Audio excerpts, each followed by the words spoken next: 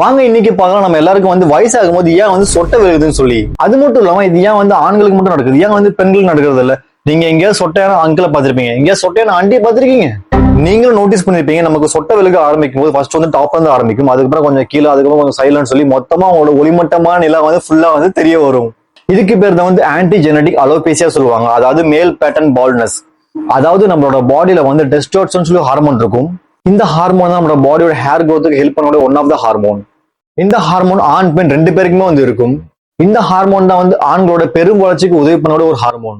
இந்த ஹார்மோனோட ultra Pro Max version ஒன்று இருக்கு, அதுதான் வந்து டிஹெச்டி ஹார்மோன்.